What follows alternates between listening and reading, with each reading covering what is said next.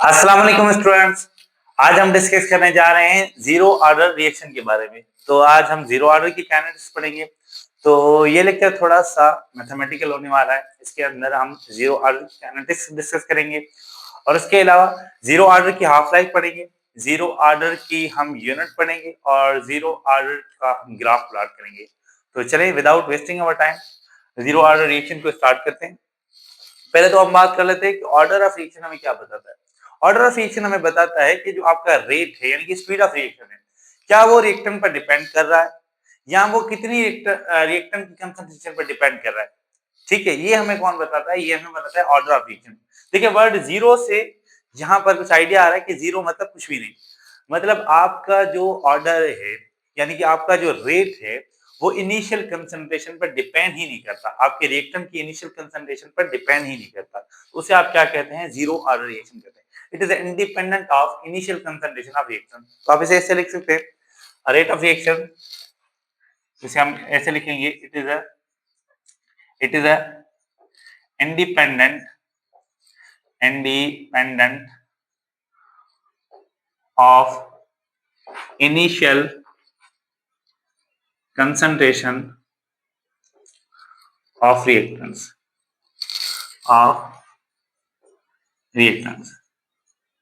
या फिर ऐसे कहते हैं, कह सकते हैं कि इसे आप ऐसे भी डिफाइन कर सकते हैं, the rate of reaction, the rate of reaction depends upon initial concentration of zero reactants। Zero reactant मतलब किसी भी रिएक्टेंट की कंसंट्रेशन पर डिपेंड नहीं करता। जीरो रिएक्टेंट का मतलब किसी भी रिएक्टेंट की कंसंट्रेशन पर डिपेंड नहीं। आप ऐसे लिखे, ऐसे लिखे, बात तो एक ही है। ठीक है, तो हमने ये कहा कि हमारे पास है जीरो ऑर्डर रिएक्शन। तो चलिए हम क्या करते हैं, इसकी मैथमेटिकल डेरिवेशन करते हैं। तो पहले हम क्या कहते हैं, हम एक रिएक्शन सपोज कर लेते हैं। हमारे पास एक रिएक्शन है, इसके अंदर ए है। ए हमारे पास प्रोडक्ट की फॉर्मेशन कर रहा है, यहाँ पर प्रोडक्ट की फॉर्मेशन है, यहाँ पर रिएक्टेंट हमारे पास ए है। तो ए रिएक्टर ने हमारे पास वो प्रोडक्ट की फॉर्मेशन कर रहा है। तो अब हम क्या करते हैं, पहले हम देखेंगे कि जब आपके पास टाइम जीरो था, जब आपके पास क्या था, टाइम 0 सेकंड था।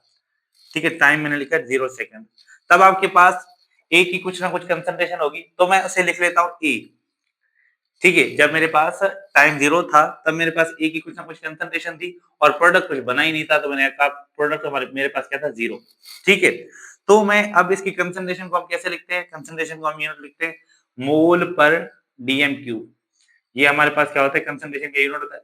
ठीक है, हमारे पास इनिशियल कंसंट्रेशन क्या थी, ए थी। ठीक है, जब हमारे पास रिएक्शन स्टार्ट ही नहीं हुआ था, रिएक्शन स्टार्ट ही नहीं हुआ था। ठीक है, टाइम हमारे पास क्या था, 0 सेकंड।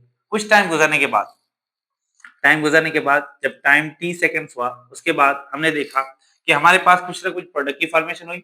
ए हमारे पास, पी हमारे पास कुछ बना, मोल पर डीएम क्यूब कुछ ना कुछ बना होगा। ठीक है, इसी तरीके से अब ये जो बना है एक्स, वो कहाँ से बना होगा?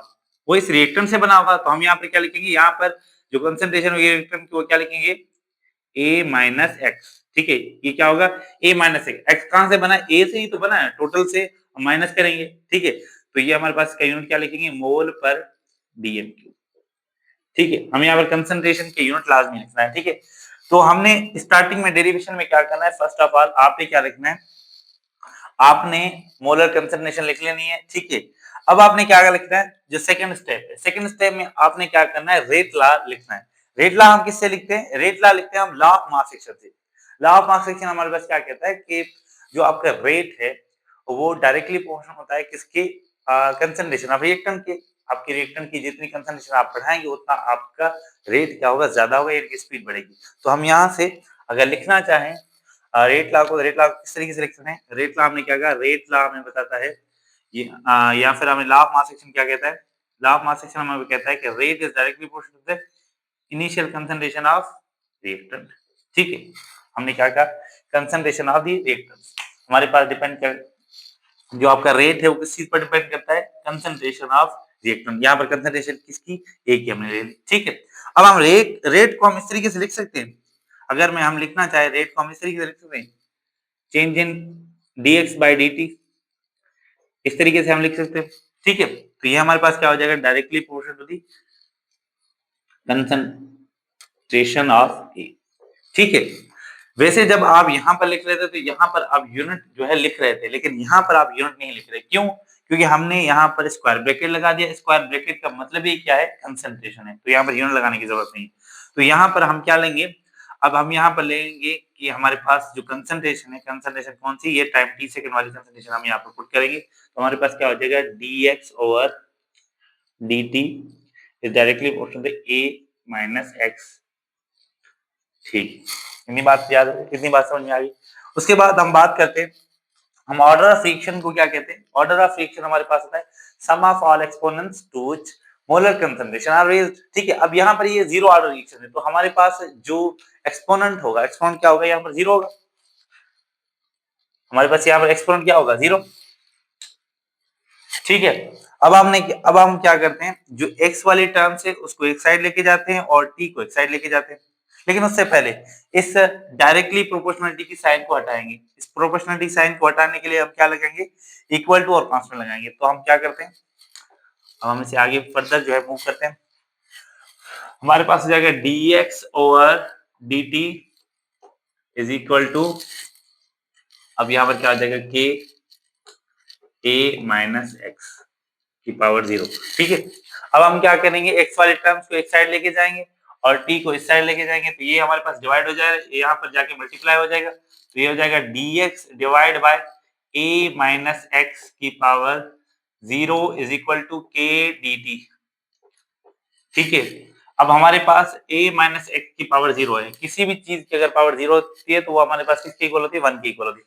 तो हम यहाँ पर लिख सकते हैं dx ओवर 1, ये हमारे पास क्या आ जाएगा, k dt। अब हम क्या करते हैं, अब हम क्या करेंगे, अब इनमें से इंटीग्रेट करेंगे। फर्स्ट हमने स्टेप क्या लिखना है, हमने कंसंट्रेशन लिख लेनी है।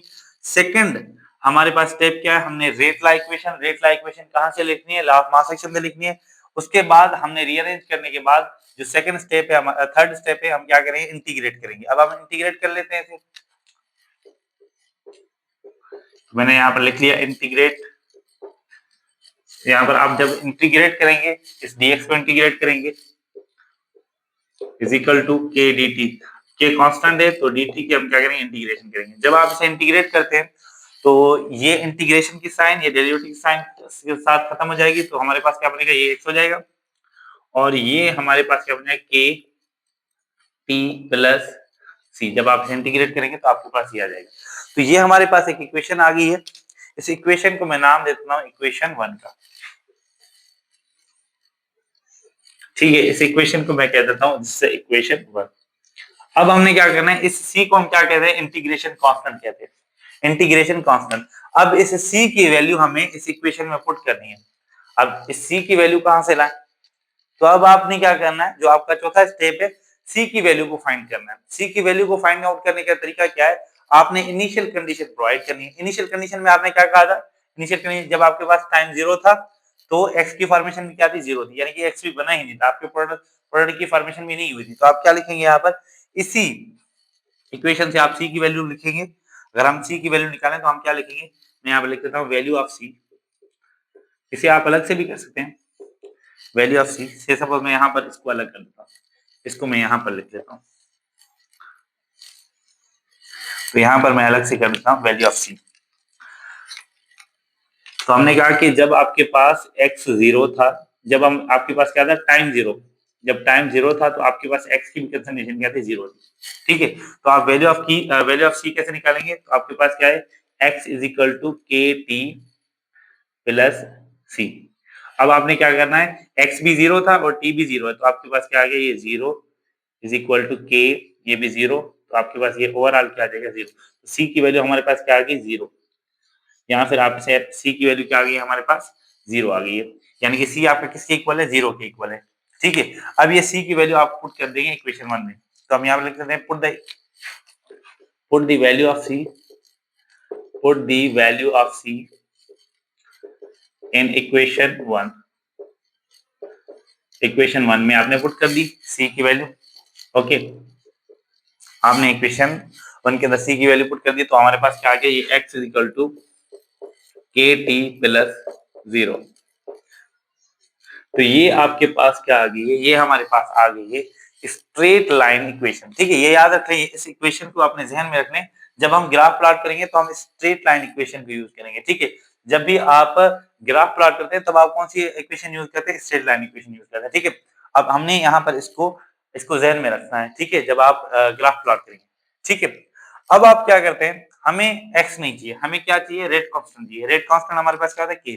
तो के यहाँ से निकालेंगे, के हमारे पास क्या आ जाएगा, तो के हमारे पास आ जाएगा के इज इक्वल टू, ये हो जाएगा एक्स डिवाइड बाय टी। तो ये हमारे पास आ गई वैल्यू ऑफ के। अब यहां से हम यूनिट ऑफ के को भी जो है ना फाइंड आउट कर सकते हैं। तो ये हमारे पास इक्वेशन आ चुकी है फर्स्ट ऑर्डर रिएक्शन की। अब हम क्या करेंगे, यूनिट को फाइंड करेंगे। यूनिट ऑफ के, यूनिट ऑफ के, यूनिट ऑफ के कैसे निकालेंगे, आपके पास एस एक्स क्या है, कंसंट्रेशन। कंसंट्रेशन का यूनिट आपके पास क्या होता है, एक्स कंसंट्रेशन है। एक्स कंसंट्रेशन का यूनिट आपके पास क्या होता है, मोल पर डीएम क्यूब, या सिंपली मोल पर डीएम क्यूब। ठीक है, इसके बाद टाइम, टाइम का यूनिट आप क्या लेते हैं, टाइम का यूनिट आप सेकंड भी ले सकते हैं, मिनट भी ले सकते हैं, आवर्स भी ले सकते हैं, लेकिन हम लेबोरेटरी के अंदर यूजुअली सेकंड्स लेते हैं, तो हम क्या लिखेंगे यहाँ पर, सेकंड लिखेंगे। तो हमारे पास यूनिट क्या आ जाएगा, के इज इक्वल टू, एक्स का यूनिट क्या है, मोल पर डीएम क्यूब, मोल पर DM cube divide by second. तो हमारे पास क्या आ गया, के का unit, K is equal to mole DM per DM cube per second inverse. ठीक है, तो ये हमारे पास क्या आ गया, यूनिट ऑफ के आ गया।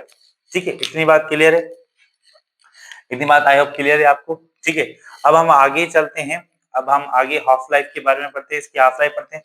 तो चलें इसको नोट डाउन कर लें, उसके बाद हम आगे इसकी हाफ लाइफ के बारे में पढ़ते हैं कि half life of the zero order reaction क्या होगा। ठीक है, याद रखें यहाँ पर रेट जो है इनिशियल कंसंट्रेशन पर डिपेंड नहीं कर रहा। मैंने बार बार कह रहा हूँ कि जो आपका रेट है वो इनिशियल कंसंट्रेशन पर डिपेंड नहीं कर रहा।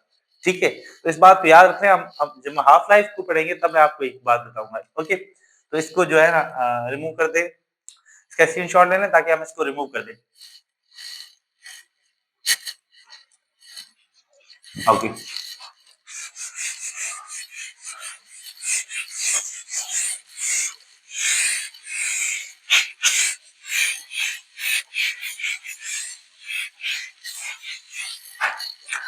ओके, आगे जब हम जो भी दूसरी डेरिवेशन करने जा रहे हैं, फर्स्ट ऑर्डर की करेंगे, सेकंड ऑर्डर की करेंगे, सेकंड ऑर्डर के दो केसेस करेंगे, तो उसके अंदर भी यही जो है ना सेम प्रोसीजर फॉलो होगा। ठीक है, पहले हम कंसंट्रेशंस लिखेंगे, कंसंट्रेशन के बाद हम जो है उसकी रेट इक्वेशन लिखेंगे, रेट इक्वेशन के बाद हम उसे इंटीग्रेट करेंगे, इंटीग्रेट करने के बाद हम जो है ना इस तरीके से यूनिट फाइंड करेंगे, यूनिट के बाद हम उसकी हाफ लाइफ फाइंड करेंगे। ठीक है, तो हाफ लाइफ लिखते हैं, half life of zero order reaction, half life of zero order reaction. अब हाफ लाइफ क्या होता है, हाफ लाइफ हम उसे कहते हैं द टाइम रिक्वायर्ड, कि जिसके अंदर रिएक्टेंट्स क्या हो जाते हैं, अपने हाफ ऑफ द कन्वर्ट हो जाते हैं into the product, half of its initial value, यानी कि अपना हाफ जो है रिएक्टेंट्स का हाफ कन्वर्ट हो जाते हैं किसके अंदर, प्रोडक्ट के अंदर। तो उसे आप क्या कहते हैं, उस टाइम को आप कहते हैं हाफ लाइफ। ठीक है, तो अगर अगर हम बात करें यहाँ पर हमारे पास इक्वेशन क्या है, K is equal to x over t. ठीक है, हमने कहा कि हाफ लाइफ हम किसे कहते हैं, half life, T half. T half किसे कहते हैं, जब टाइम क्या हो जाता है, टी हाफ। टी हाफ हम कहते हैं, टाइम हाफ कब होता है, जब आपकी इनिशियल कंसंट्रेशन किसके इक्वल हो जाए, half, half of its initial value, initial value के हाफ हो जाए, यानी कि आपके रिएक्टेंस कितने हो जाए, इनिशियल वैल्यू के हाफ हो जाए, तो आप उसे क्या कहते हैं, उसे आप कहते हैं उस लाइफ टाइम को, उस टाइम को आप कहते हैं हाफ लाइफ। ठीक है, तो आपके एक्स की वैल्यू क्या आ जाएगी, एक्स की वैल्यू हो जाएगी a/2, यानी कि इनिशियल कंसंट्रेशन की हाफ। जितनी इनिशियल कंसंट्रेशन हमने हमने सपोज क्या की थी, ए सपोज की थी, जब हमने कहा था कि ए से प्रोडक्ट की फॉर्मेशन होती है, हमने लिखा था ना पहले, तो यहाँ पर क्या था, ए यहाँ से 0, फिर हमने लिखा था a माइनस एक्स, उसके बाद x लिखा था यहाँ पर। ठीक है, x की फॉर्मेशन हुई a माइनस एक्स, तो हमने क्या था, इनिशियल कंडीशन हमारे पास क्या थी, a। तो हमने कहा था कि हाफ लाइफ आप उसे कहते हैं जब आपकी इनिशियल कंसंट्रेशन क्या हो जाए, हाफ हो जाए। ठीक है, तो हम क्या करेंगे, ये वैल्यूज पुट कर देंगे यहाँ पर। सिंपली आप क्या करेंगे, इस इक्वेशन के अंदर पुट कर देंगे, तो हमारे पास क्या आ जाएगी value, k is equal to a/2, t की जगह पर t हाफ आ जाएगा। ठीक है, तो अब क्या करेंगे, अब हमें k की वैल्यू नहीं चाहिए, हमें t हाफ चाहिए, तो t हाफ हमारे इक्वल हो जाएगा, t half will be equal to या half life will be equal to a/2k, a/2k। तो ये हमारे पास आ गई है जीरो ऑर्डर की हाफ लाइफ। यहाँ पर हमने क्या लिखी है, जीरो ऑर्डर की हाफ लाइफ। अब हम यहाँ से एक जो है ना, एक बहुत ही अच्छा रिलेशन यहाँ से फाइंड कर सकते हैं। हमने यहाँ पर देखना है रिलेशन, कौन सा रिलेशन देखना है, ये 2 भी क्या है कांस्टेंट है, ये k भी क्या है कांस्टेंट है। यहाँ पर हमारे पास क्या है a, तो हम यहाँ से लिख सकते हैं कि जो आपके पास t हाफ है, t हाफ वो डायरेक्टली प्रोपोर्शनल है इनिशियल कंसंट्रेशन के। यहां से बात कुछ समझ में आई, यहां से हमें ये बात समझ में आएगी कि जीरो ऑर्डर रिएक्शन के अंदर जो आपका रेट है वो इनिशियल कंसंट्रेशन पर डिपेंड नहीं करता, लेकिन उसकी हाफ लाइफ जो है वो इनिशियल कंसंट्रेशन पर डिपेंड करती है। वो किससे, डायरेक्टली प्रोपोर्शनल है इनिशियल कंसंट्रेशन की, ठीक है। तो आप हाफ लाइफ किसके, एक डायरेक्टली प्रोपोर्शनल है इनिशियल कंसंट्रेशन के, ठीक है। उसके बाद हम इसका ग्राफ प्लॉट करते हैं कि ग्राफ इसका किस तरीके से बनेगा। तो हमने यहाँ पर बात की थी, ये हमारे पास थी रेट इक्वेशन, इस रेट इक्वेशन से आप क्या करेंगे, ग्राफ प्लॉट करेंगे, ओके। तो चलिए इसको हम रिमूव कर देते हैं। ओके, ये हमारे पास ये रेट इक्वेशन, इस रेट इक्वेशन से हम क्या करते हैं, ग्राफ प्लॉट करते हैं। तो मैं दूसरा रिमूव कर देता हूँ। ओके, हमने कहा था कि स्ट्रेट लाइन इक्वेशन हमारे पास क्या है, y is equal to m x plus c. Okay, y is equal to m x plus c. अब y क्या होता है, y आप जो पैरामीटर रखते हैं y एक्सिस के ऊपर, और x हमारे पास क्या होता है, x जो भी पैरामीटर आप x एक्सिस पर रखते हैं, और m क्या होता है, हमारे पास स्लोप होता है, ठीक है। और c हमारे पास क्या होता है, इंटरसेप्ट होता है, ठीक है। अब यहाँ पर हमने इस इक्वेशन के लिखा है, तो यहाँ पर ये y की जगह पर हमने x पुट कर दिया, यानी कि कंसंट्रेशन सिंपली, m की जगह पर हमारे पास क्या है, k, और x की जगह पर हमने क्या है, x पैरामीटर के हमने क्या रखा है यहाँ पर, t टाइम रखा है, प्लस c हमारे पास क्या है, 0 है। तो हम क्या करते हैं, ग्राफ प्लॉट करते हैं। ग्राफ प्लॉट करने का तरीका क्या है, ग्राफ प्लॉट करने का तरीका क्या है, आपने ये ग्राफ प्लॉट कर दिया, ये y एक्सिस, ये x एक्सिस, ठीक है, ये y एक्सिस और ये x, ठीक है। अब आपने x एक्सिस पर क्या रखना है, x एक्सिस पर आपने टाइम रख दिया, t फॉर टाइम, ठीक है, या सिंपली आप से t लिखते हैं, ओके। उसके बाद हमने जो है y एक्सिस पर क्या लिखना है, x, यानी x मींस कंसंट्रेशन, या x सिंपली x कह सकते हैं, कंसंट्रेशन या x, ओके। उसके बाद आपका जो स्लोप है, अब यहाँ पर क्या है, इंटरसेप्ट 0 है। जब भी इंटरसेप्ट 0 है, इंटरसेप्ट 0 का मतलब क्या है, जो आपका ग्राफ है वो कहां से स्टार्ट होगा, ओरिजिन से स्टार्ट होगा। तो आपका जो ग्राफ है वो कहां से स्टार्ट होगा, ओरिजिन से स्टार्ट होगा, और यहाँ पर ये स्लोप आ जाएगा। आपका स्लोप आपका किसकी इक्वल होता है, delta y over delta x is equal to k, ये आपका आ जाएगा स्लोप, ओके। तो ये था ग्राफ, और ये हमने आज बात की जीरो ऑर्डर काइनेटिक्स की। Inshallah, in further video lecture, we will be discussing about the first order kinetics and second order kinetics. Thank you for watching this video lecture.